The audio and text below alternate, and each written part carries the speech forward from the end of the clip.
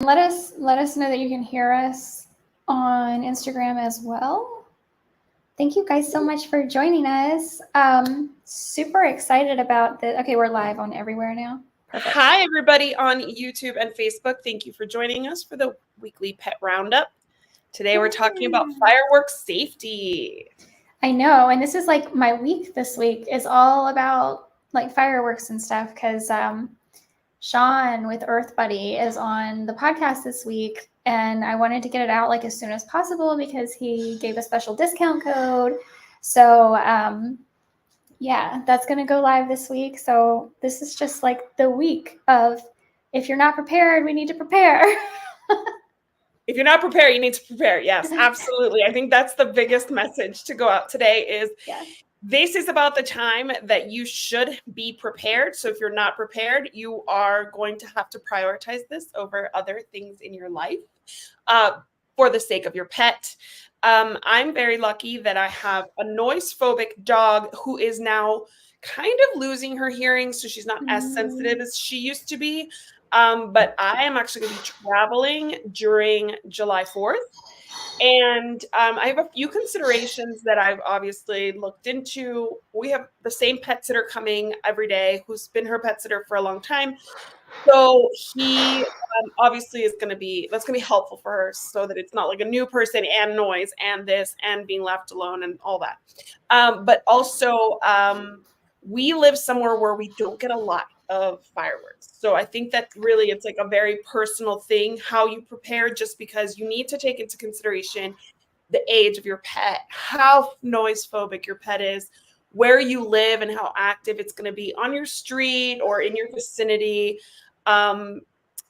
You know, what past experiences your pet has had, right? Like if your pet is one of those that injured themselves in the past trying to get out of their crate or out of a room during fireworks, then you really have your work cut out for you. But if you've been there and just seen a slight increase in discomfort and anxiety in your pet, then maybe you don't have to go so far into it, even though there's no guarantee that this year may not be worse.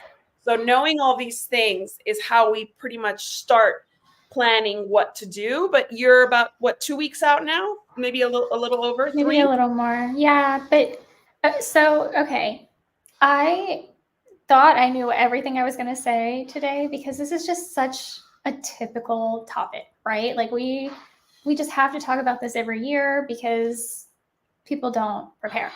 And not to say that like it comes up on us so quickly, especially people who have kids, right? Like, and they're just getting out of school and everything starts getting chaotic. I get it. Like, I don't have kids, but like, I get it.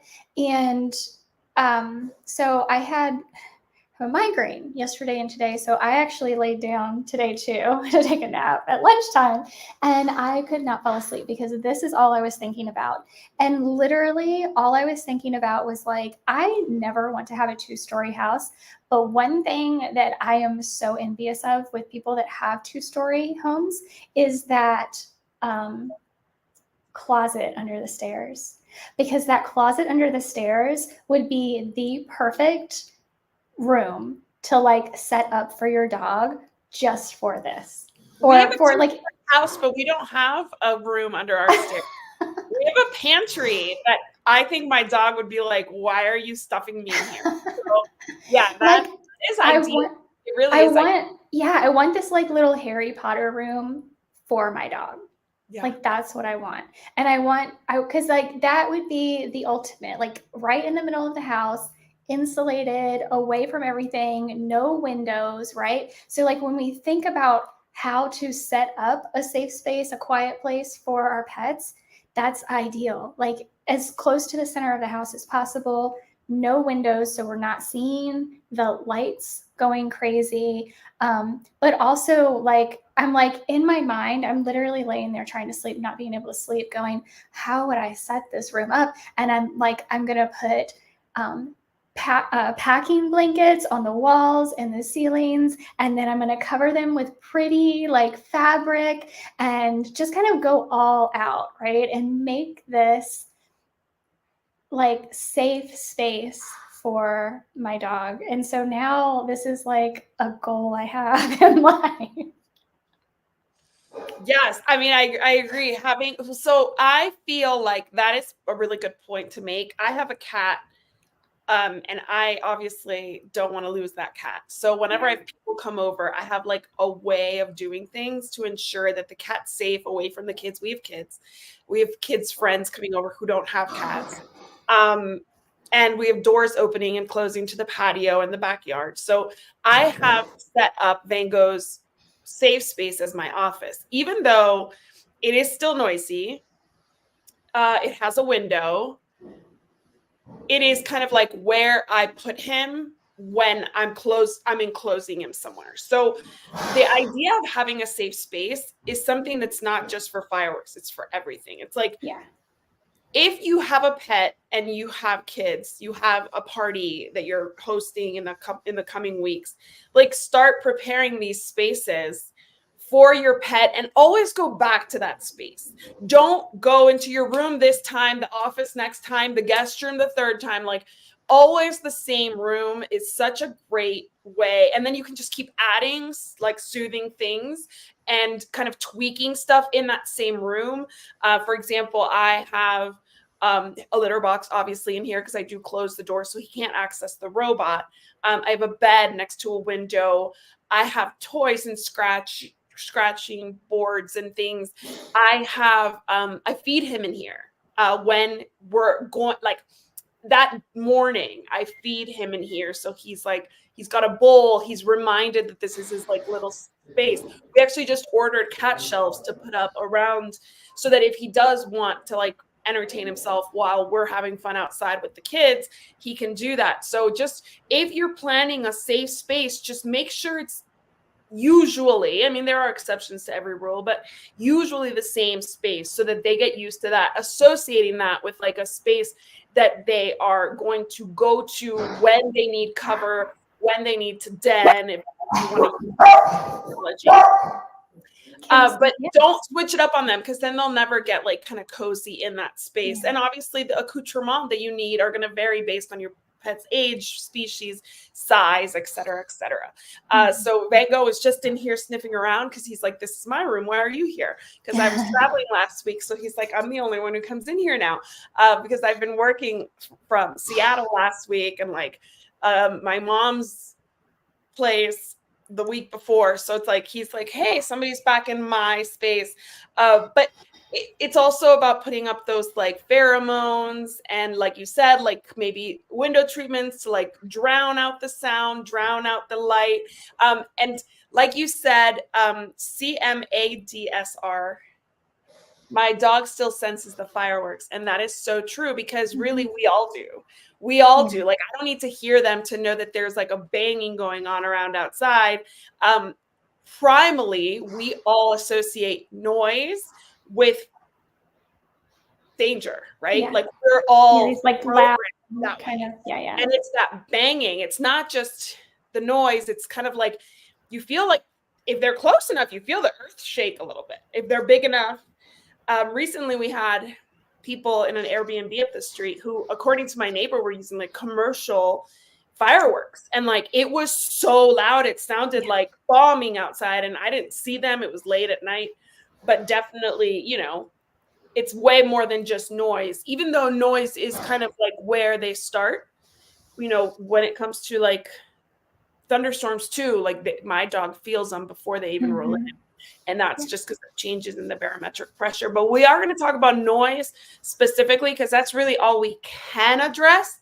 We can address their general like demeanor and their general nervousness as well. But like we can't control that, you know, your house may shake if they're using, you know, commercial grade fireworks down the street. And people in urban environments, like that's reality for you. Like I remember being in DC, Alexandria, where if you were in any of those condos near the Potomac, you were going to feel that firework like right above you because you are so close to the downtown area where everybody congregates and celebrates. So again, it's all about figuring out how close you are to the firework, how bad your pet's going to react, and dealing with that kind of like it's like math, right? It's like an equation. Like how bad is it going to be? How many layers do I need? Yeah. Oh my goodness. And like the more the years go on, the people around me, my neighbors, oh my gosh, it's like every single one of them are just setting off fireworks for everything. I am learning that there are holidays I didn't know existed because they're setting them off all the time. And I'm like, why are they being set off today? I have no idea what today even it happens. It's just a Saturday. So like now it's like graduations. Oh my gosh. Right? My kid like graduated kindergarten. Kindergarten graduation. Don't worry, we're not doing that for my kids' kindergarten graduation. But like I've seen people do it for Father's Day, Mother's Day. Like, why are we celebrating with fireworks? Like, I don't understand. But it is something that is much more common now because they're so easy to get. Like, and it depends on what state you're into, because some states they're more controlled than others. In Texas, I mean, I've seen fireworks at Target, right? So like it's crazy. They're everywhere. And then Florida's even worse because I think Florida allows like more potent fireworks to be purchased by like just anybody. And in Miami, for example, we don't just do fireworks. I don't do any of it. So I'm going to say we, just as a Miamian, we do fireworks, and people shoot guns as celebration. So New Year's Eve, you have the fireworks, you have the gunshots. I believe that July 4th will be no different. So it's really traumatizing for dogs because it does sound like the end of the world. They have no idea why. And then a lot of times you couple that with like the noise of people yelling and screaming, having a good time, but to them context, right? They don't know why. People are out front of their out in their front yard on the street screaming, merrymaking, but it sounds like a total invasion and attack from who knows where and why. So from a pet's perspective, it's absolutely terrifying. And it's no wonder that they go into like fight or flight or freeze, right? Because it really is an invasion of sorts to their tranquility otherwise, right? Like my dog's lived here for 7 years now. She's used to it being a certain way. And if somebody decides to have a party across the street, that's different for her. And if somebody decides to add fireworks and gunshots to that party, that's definitely upping the ante a little bit. So from her perspective, it's like, what in the world? And even Van Gogh, who's like the chillest cat, who like smells my robot and like walks around it. Like Kira's like down the stairs, around the corner when the robot starts up here. Van Gogh's sniffing it, but like when there is any kind of fireworks, he starts to get really like confused. And I don't see him exhibiting the same signs of stress that she does, but there's stress there. Yeah. So sadly, I think the first thing I want to say, and this was a trend a few years ago that just infuriated me. Do not set off fireworks right next to your dog. Like, do you remember when people were doing that a few years ago and putting it on social media? I think somebody even had their dog taken from them because that's not okay, right? Like, that is not okay. So do not do that. But don't have your pets outside or at all. Like, plan around inside. Yep. Yes. And safely inside. Like, if you know, or even if you don't know because you haven't been through this with one of your pets before, you have a new pet, don't risk it. Don't let them just have free run of the house. Set up a safe space for them where they do not have access to an entryway, whether that's a door or a window or whatever you may be planning on opening at some point during the night. I have talked to people in the past who are like, oh, I don't know how my dog reacts to fireworks because I'm never there. Which, okay, that first of all, like I don't know how people live like that, but that's just me. That's my opinion.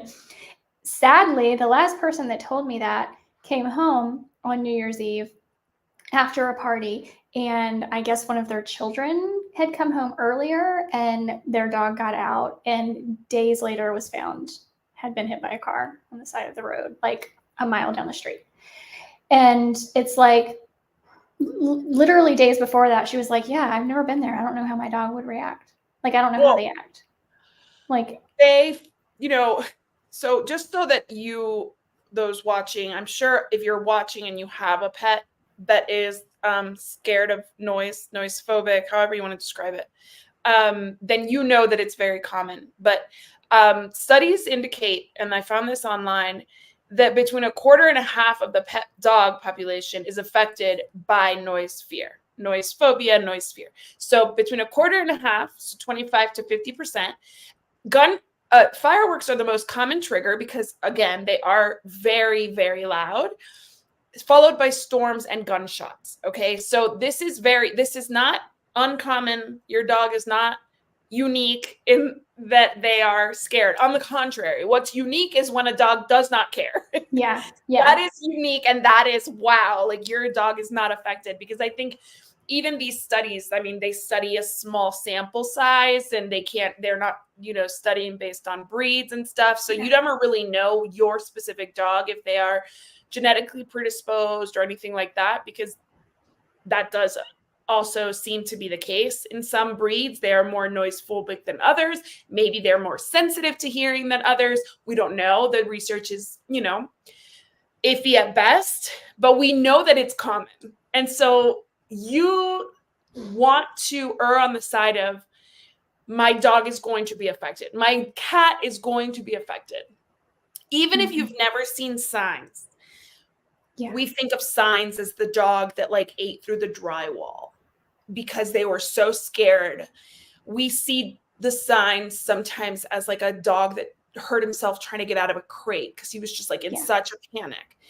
But those are extreme signs. Those are not what most of us are going to see unless we make a huge mistake. Like if you're bringing in your dog from outside and crating them for the first time during fireworks, you're probably setting your dog up for that high of a response, because this is not the time to just throw an untrained dog into a crate. Like that would just like giving them more to be scared of rather than less.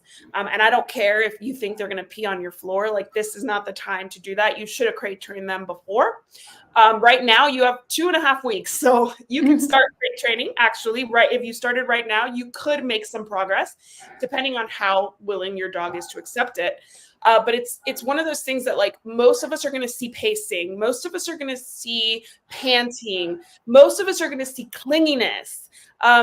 My dog cowers. She just like kind of lays down. She looks for a space where she feels like it's the middle of the house, where she's further away from doors and windows. And she just kind of sits, lays down, and shakes. She shakes. And that happens during thunderstorms, during fireworks, during any kind of loud noises. I've even seen her do that when we have like any kind of fighter jets flying over. She's kind of like, what is that? When you live close to a base, a military base, or like airport, those things happen. So those are the signs you're probably going to see. And just because they're not destroying your house, just because they're not like exhibiting hugely, hugely dangerous behaviors, doesn't mean that they're not experiencing trauma. It doesn't mean that that trauma doesn't have the potential to escalate. So that's why we are really adamant about prevention, because if you don't prevent, yes, you'll learn your lesson, but you might have actually made the situation worse by letting them have that terrifying experience instead of putting them in a safe room, bringing them inside, giving them some CBD or talking to your veterinarian about meds if they need them, all those things that you can do. We want you to do them not just for July 4th, but for the life of your dog, because that's what's really important to know, is that these things have a way of escalating, not de-escalating. Unless we try really hard and work with a trainer to desensitize to noise, we can pretty much be sure that every noisy event is going to reinforce their fear, not the contrary. Oh my gosh, yes. And training is really, really important, but it's also something that people do need to realize that, you can start it right now. You're probably not going to make enough progress between now and July 4th to rely on that, and understand that these events, I mean, especially when we don't even know they're going to be happening, like we know it's going to happen on July 4th, but on, times when we don't really know that it's even going to happen, it's always going to be a setback. We have to realize that like up front and know that it's going to happen. And we just have to kind of plan around that and keep that in mind, and understand that even if, yeah, go ahead and start today. But well, today you we're should gonna have start to do crate training if you haven't Oh my acclimated your dog gosh. to a Yeah. crate. Yeah. Today, do that. But the fear training it could take 2 years. It literally Oh could yeah. take forever. Yeah. So crate training is a lot easier if you do it right, if the dog is open to it, because a lot of dogs have crate trauma. So let's say you have an outdoor dog, a hunting dog, whatever. Not my cup of tea, but everybody does what they do. But like, let's say that you want to be responsible and bring your pet in, your outdoor dog, which I know you're in Texas, I'm in Texas. We have a lot of outdoor dogs here and they're not used to being inside. And of course the person's like, well, I'm not bringing them inside. They're going to pee on my floor. They're going to chew my furniture or whatever. Well, too bad, so sad, because that dog is a danger to himself and others if you leave him outside. So yes, you can start trying to crate train your dog, bringing it into like a very nice place, leave the crate in the same place, use high level treats, hot dogs kind of thing, like really stinky, smelly, yummy stuff, whatever your dog responds to, and start treating them every time they go in, leave the door open little by little. KPSA, Karen Pryor, has a great like step-by-step on her website for crate training. And if you were to start now, you could probably really make some headway if you did like maybe twice a day for the next 2.5 weeks. Mm-hmm.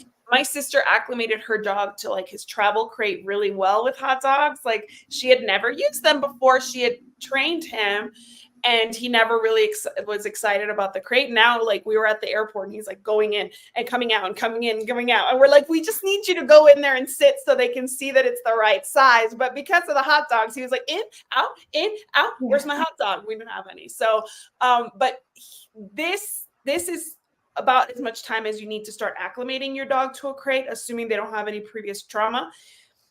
But a dog with noise phobia, unless you make that like your life's mission, like I don't know that is going to be something you can train out of them. You can definitely help alleviate it with training, but at the end of the day, like some dogs are just not as comfortable in this world as we would like them to be, and there's nothing we can really do about that, right? Like we all have personalities, so do they.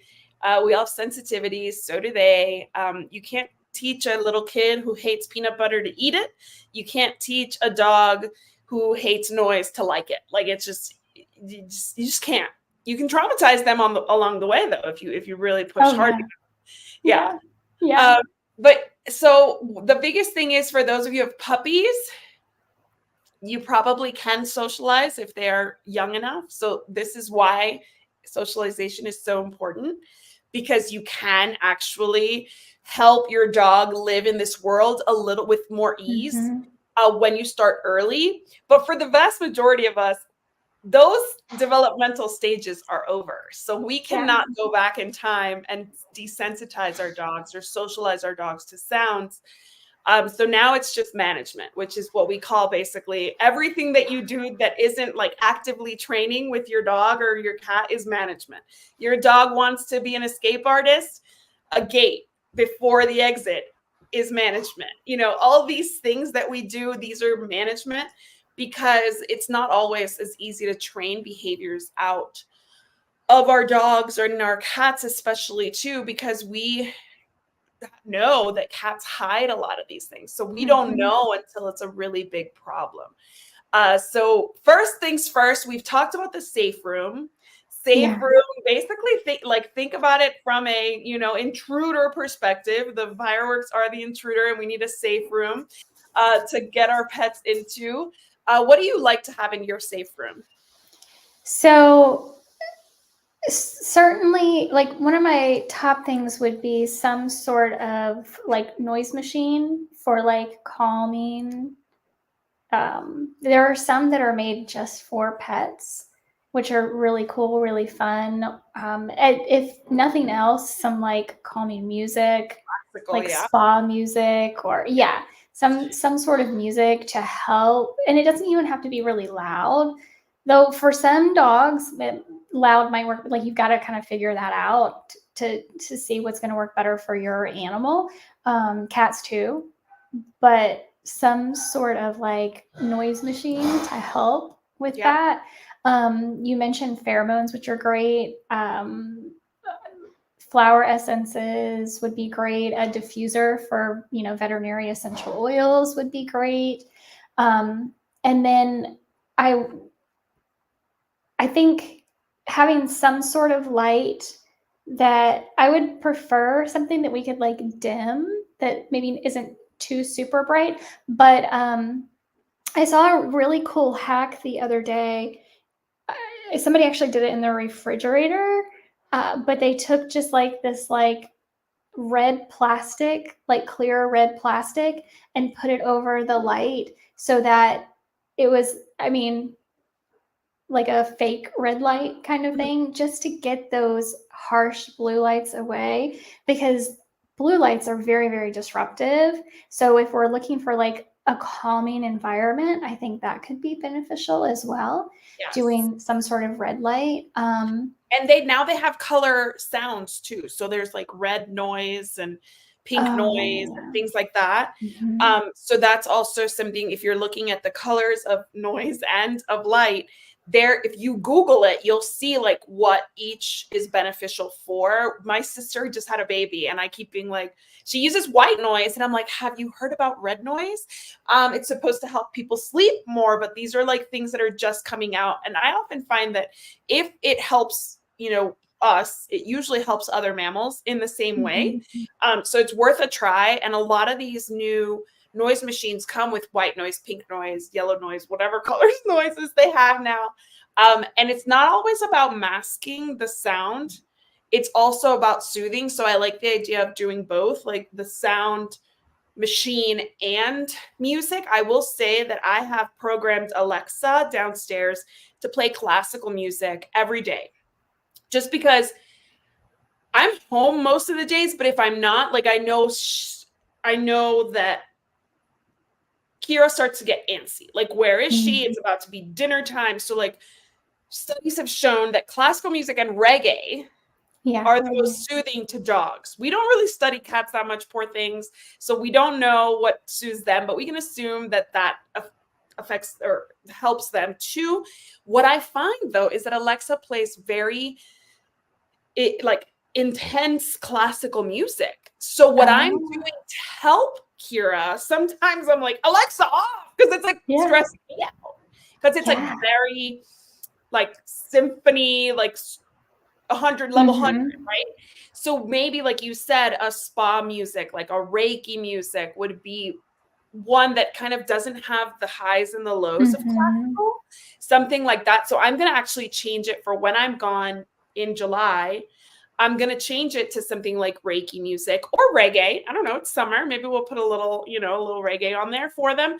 But make sure that you run and watch your pet when you play this music. Because if they get up and leave the room, that's not the music you want to program for them. And I've seen Kira kind of glance over at the Alexa like, dang, that's loud.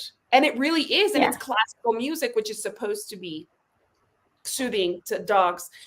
There is obviously that one DVD or CD, whatever they're called now, I forget, but that it's on YouTube and you can buy it, where it's like soothing music or calming music for dogs. That was specifically studied for dogs. It's old. I think you can get it free on YouTube and just play it for hours over and over again. Maybe it's on Amazon Music too. I haven't looked. But that's obviously a surefire one, because I do think it's like a little more mellow classical rather than like the Flight of the Bumblebees. Like, I'm like cooking and I'm like, Alexa, please turn that off. But there are, differences obviously in cats and dogs. I know my cat who had, for whatever reason, my boys are fine. It's my girls that are not fine. My boys don't care. They're like, you got food? What's going on? Why are you not feeding me? Like, that's all they care about. But my girls are like, no, get me away. Get this away. Get me away from this. So my female cat, she either wants to be behind the washer or under the bed. So I give her that. Like, that, if that's what she wants, that's what I give her. And I do the noise machine, and I will do like the flower essences in her food before it all starts, or whatever's going on. as long as I know about it. Like thunderstorm, she doesn't like thunderstorms anymore either, and I can never predict those. Right. But even if the weather app is like, oh, it's going to thunderstorm, it usually doesn't. Yeah. And then it Weather tells you when it happens. is. Yeah, Right. they're not very reliable. Right. So I kind of let her do her thing. Where she is going to be most comfortable, that's where I'm going to let her be, and that's what I'm going to try to set up the space for her. My dog, and this is something, so with dog, I feel like we do have a lot more that we can do with our dogs. I think, we can do things for our cats. I just think some of the things that we can do for our dogs are very different than what my cat would not accept a lick mat, right? Whereas licking and chewing are very soothing for our dogs. So like if we can get them started on something like that early, it's soothing to them. It wears them out. We know something's coming, wear them out, like take them on a longer walk than usual, play with them longer than usual, play with them harder than usual, to really kind of tire them. So it's harder for them to get like really excited in the moment, Yes. right? Yeah. I mean, there's still going to be like their nervous system is going to react, their adrenals are going to react, like it's still going to happen, but we can kind of modulate it a little bit with these things. um and so yeah, all the enrichment, the play, the walks, the lick mats, chewing, it might even be, so like for Kim, she does not, she gets in one of these she can't handle it kind of situations, and she freaks out and has all the nervousness. It really messes with her stomach. So like if I know ahead of time, then maybe I'm going to give them a lighter dinner, or maybe that's the meal that you just give them a raw meaty bone for that meal, because they're getting the chewing to kind of wear them out a little bit and calm them down, but they're not getting like this full blown Yes. Yeah. meal. We feed around 4:30 every day, every afternoon, so that seems to help, but I will definitely kind of make it a smaller meal. I will reduce the portion and then make it up the next morning or the next evening, because she might still be worked up the next morning too, depending on how late it goes, how tired she is. So yeah, you have to be, and it's funny because we're saying all these things, and I think people are going to be like, oh my God, overkill. And it's like, that is the reality of a pet person who has a pet that is noise phobic. I have a friend, Jeannie Taylor, who's out of Charleston. She's a pet photographer. She is a super rescue advocate. She photographs pets in the shelters. I mean, I've known her through the pet industry. She took a ton of the photos that are out here, and she is a noise phobic dog. And her holidays, if there's a hurricane coming, or like a cold front that turns into like 3 days of storms, her life is managing these reactions from her dog, and that is how serious it does get. And some dogs will respond. We have Tara Lee on YouTube saying CBD worked great for her previous dog, or their previous dog, who was so fearful of fireworks and thunder. And yes, CBD, especially if you have a quality CBD product. Don't just buy anything, please. Yes. You're wasting your money. We like CBD Dog Health, all of their products. We completely encourage you to try. They're super safe. You can even, double the dose on these days, and it's still super safe. So like, we obviously are all for those. But like, a lot of people have tried CBD and been like, that doesn't work. And it's probably because it's not a good product, or it's because that is not enough, right? Like that dog could need 3 times that dosage in order for it to even bring his nervous system down slightly, right? So yes, these are all things that seem like overkill, and oh my gosh, what a commitment. But that's why Jessica said, like, I don't know how you even leave your dog under these circumstances. Like, the first thing is, if you have a dog that is really truly noise phobic and firework phobic, you're at home. You're at home with them. Like, this year, obviously, we're going to be traveling. Chris is going to be on his way back to El Paso. But I'm not too worried because of my location, because we always travel in July, because she's used to it. And because we have trazodone, we have CBD, we have calming treats, we have all the things, and our pet sitter knows her and knows what to do. And he'll be here during the bulk of like the fireworks and like if she hears 2 of them that whole night will probably be a lot. But like if I lived in DC proper, I would be home with my dog. This same dog, but just knowing how celebrated it is in DC, it's, Independence Day, big party on the Potomac, right? So like, yes, I'd be there because it's a different amount of the trigger is just coming faster and harder for her there than it would be here. So yeah, so we have the CBD. Do you want to add anything about CBD since it's been mentioned? Yeah, I think full spectrum. First of all, you do want full spectrum CBD, and it's not something to start the day of. Yeah. I think we need to get so the endocannabinoid system is really under, like, we don't talk about it enough. We don't study it enough. Yeah, we're starting to study it more, which is great, and we're starting to even teach about it in vet school, which is wonderful, in some vet schools. But it is the master system of the body, and so it's not like we only want to reach for CBD. Or, to be fair, it's a full spectrum hemp extract. That's what we're looking for. Like, we call it CBD out of convenience. We all know what that is. But what we're really looking for is what it's called is a full spectrum hemp extract. So when we think about the best way to utilize products like this, it is to regulate the body, like every system in the body. So it's not something that we just want to reach for when we know our pet is going to have a freak out. This is something that we can implement. And I am not a supplement person. Like, that is not my thing to be like, you get this supplement and you get that. So, like, no.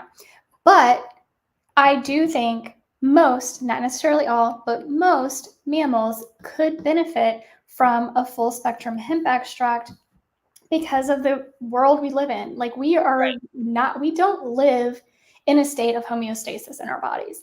And this particular product can help us get there. So starting your pet on it and having them on it, this is something we do every day for them at a low dose, so that you're going to notice it and every animal is different. So there are dosing guidelines, but because we kind of have to put those out there, but every animal is different and is going to, like, there are some animals that, like, one drop is going to be enough. There are others that are going to need a whole heck of a lot more.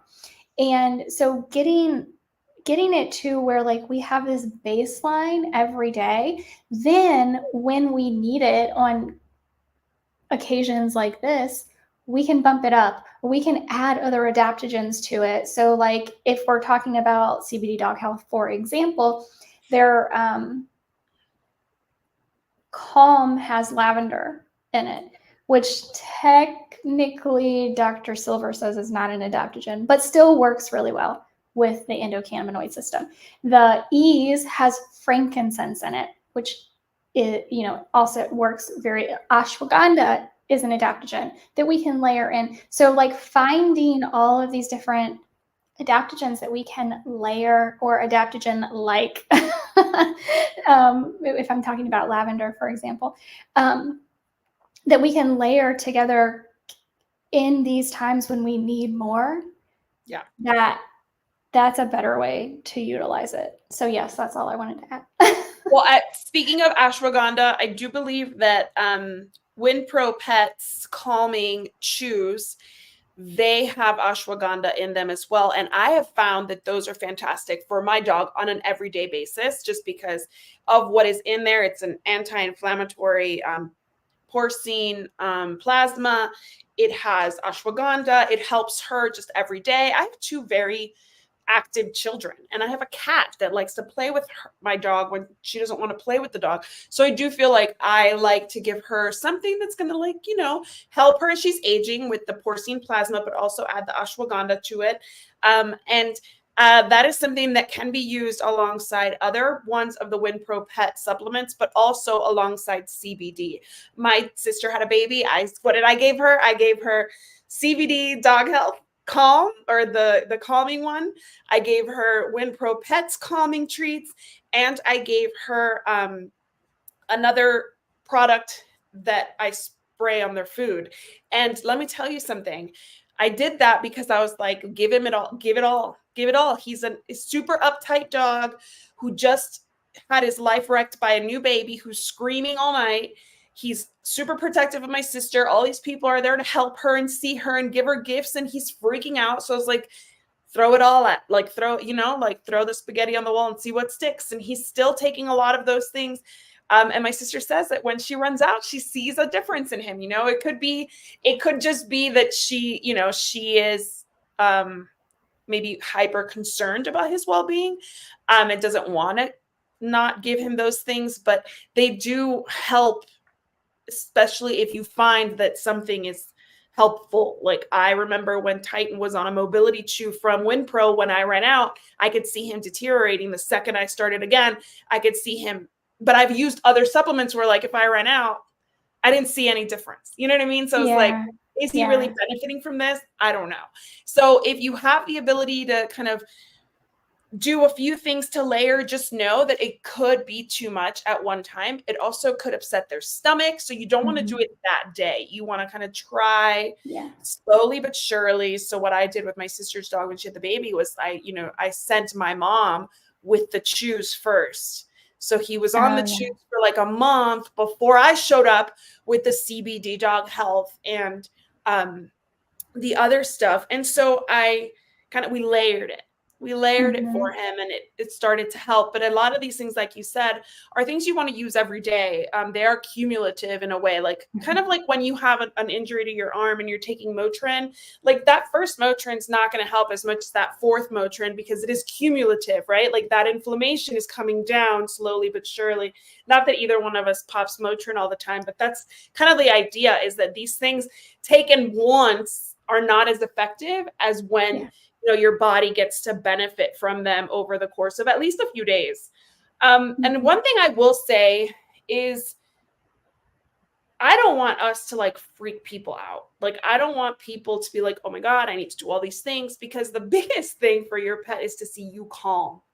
So seeing you calm, seeing you kind of under control, having the plan in place is really going to soothe your pet too. So like, don't freak out, like have a plan. Yes, layer stuff. Start ordering now. If you don't have CBD Dog Health, you're going to need probably a week before it arrives. WinPro Pet too, like I live in El Paso, and my sister got it after like 2 days when I shipped it to Miami, but it took about a week to get to me, right? Depending on where it's coming from. I think that it's coming from Iowa, I believe. So it is, bigger cities get things quicker than smaller cities.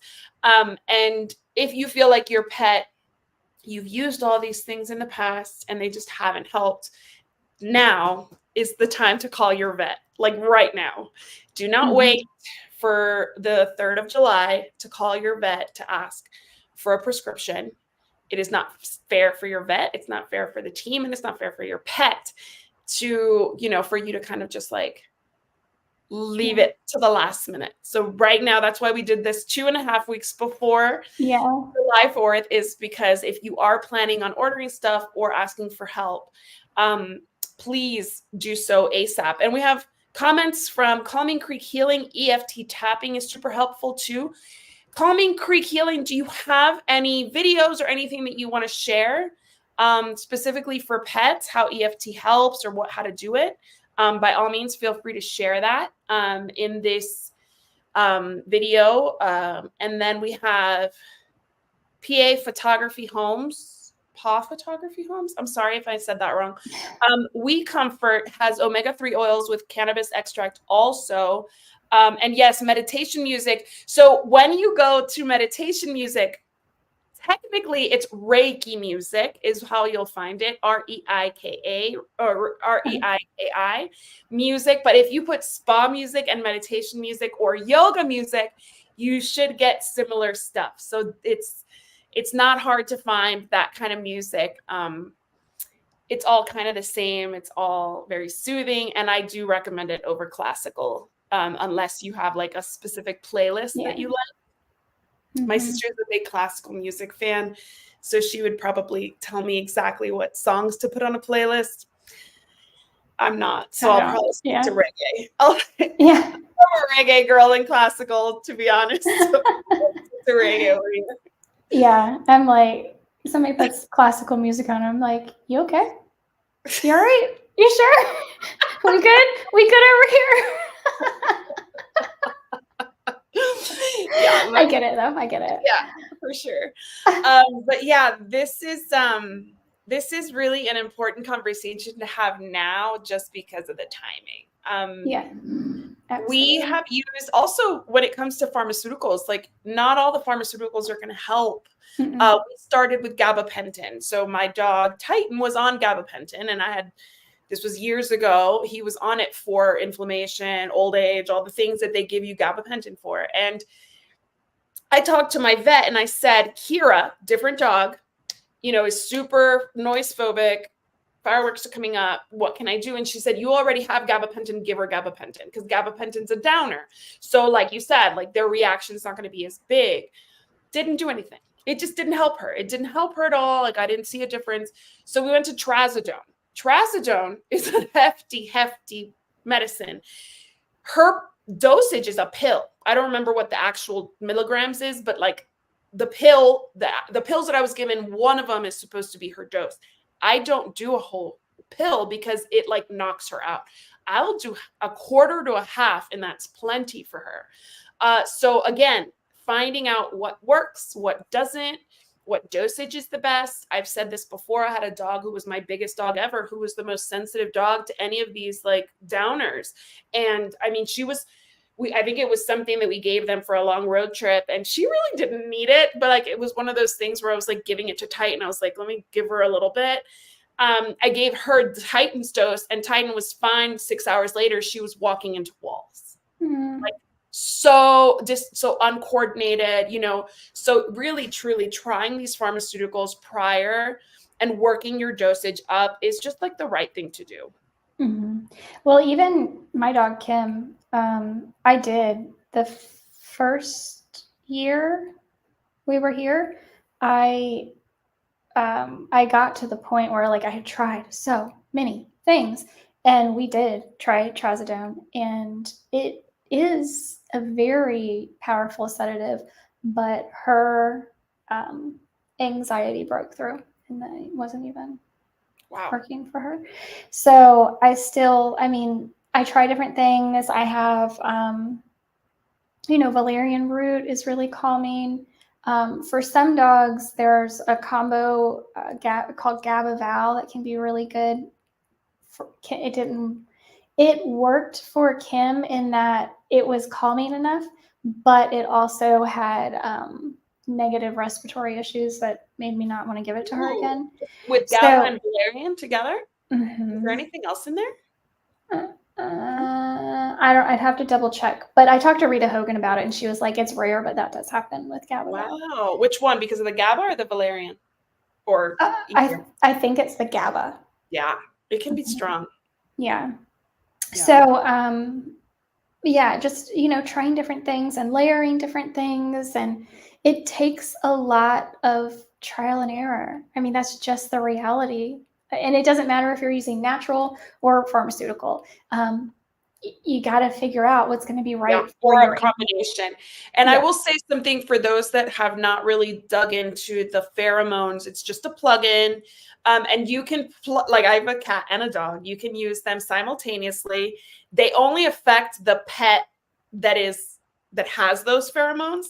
So like, you don't have to worry about your cat getting like all worked up about the dog pheromones negatively or positively. They just won't really react to them versus, the other species. So I have, for example, in the safe room for my cat, my dog can't come in because she'll go into the litter box. So I have that door only able to open for him. So in this room, he has a plug-in just for, for feline. But then where my dog likes to hang out, the hallway here or downstairs, I have the dog plugins. And then in his other room, because my cat has 2 rooms, in his other room, I put another feline. So if he's looking for a place to relax, he can be like kind of like drawn to these places. Mhm. And then I'm very intentional about where I plug it in for my dog, because she, you know, dogs are more like they have a bed, they kind of go there.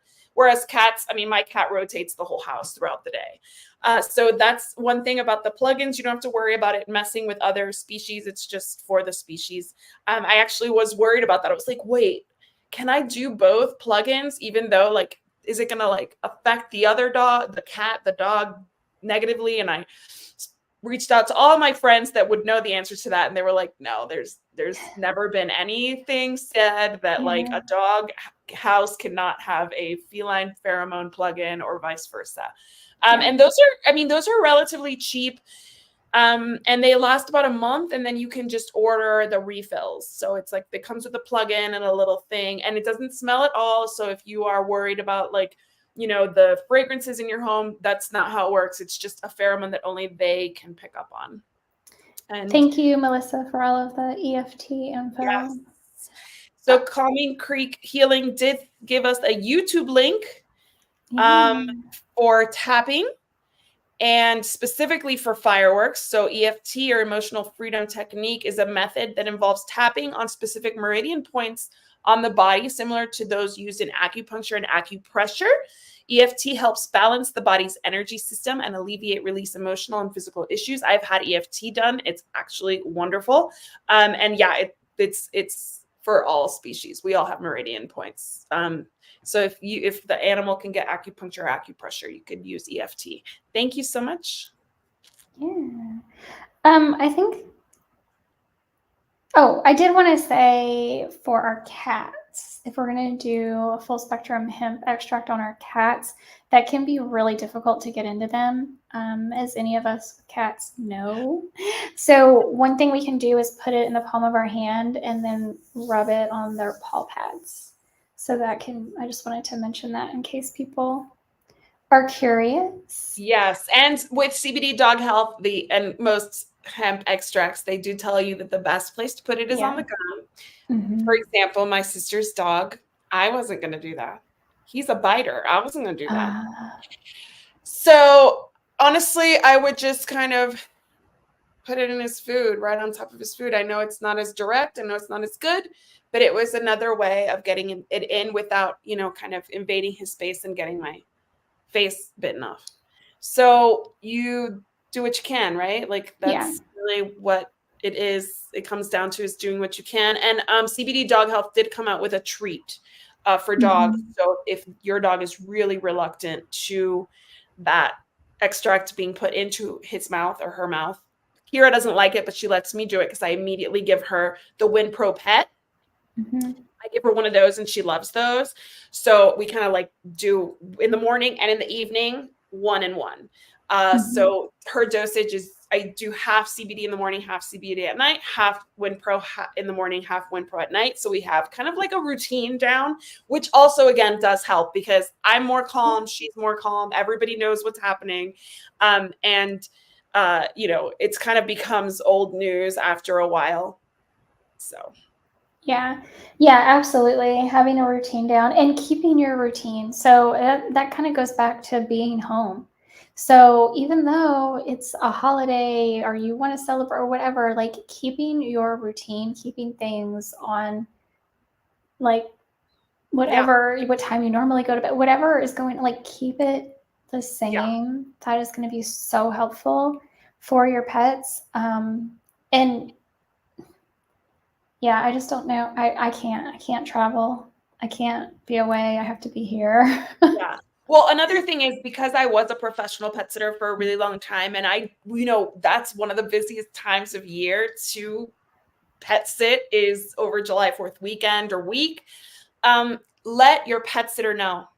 Choose your pet sitter accordingly. If your pet has really big reactions to noises, the kid next door is not going to know what to do with that. The kid next door is not personally ready for that kind of a challenge. So make sure you're hiring a professional pet sitter that is insured, bonded, licensed where in your area if it's necessary. Why? Because if your dog does go missing, if your dog bites somebody because of fear, you will want that insurance coverage. You will want to make sure that your dog is covered or your loss is covered by insurance if your dog does go missing because somebody opened the door and the dog sprinted out, they didn't know. But even if you're working with a professional, which is the only pet sitter I would ever recommend for you, just because I've been there and I know what challenges we face, and only adults are ready for that challenge. Only insured people are ready for that challenge. Otherwise, your home insurance is going to have to cover that kid if it gets bit because your dog was scared. You don't want that. But even if that's the case, like you have a professional, tell them that your dog has a history of noise phobia. Tell them that you're concerned. Extend the visit in the evening on July 4th if possible. Stay in communication with them. Have your neighbor back you up if you have a neighbor that's a friend, and if something happens, maybe like they can kind of keep an eye out for the pet sitter. Meet the pet sitter outside. How's the dog doing? It takes a village, and sometimes if you can't not be there, trust your pet sitter, your professional pet sitter, and engage your neighbors just to back up your pet sitter, not to take their place, but to be there in case they need some kind of help, in case something goes wrong, in case if your dog's barking, for example, because they're so worked up and your pet sitter's not coming for another hour, your neighbor might be able to call you and you can call your pet sitter to get them there early. So just use your resources, really. Like, think about how you're going to make it so that if you can't be there, your pet will still be taken care of. Mm-hmm. And yes, we'll finish this with what PA Photography Homes says. PA Photography Homes. I'm sorry. I don't know if I'm saying that right. I don't want to mess it up. If only they banned fireworks instead, it would be lovely. Wouldn't that be amazing? We would be talking about, I don't know what. Yeah. I mean, I get it. Eyebrows.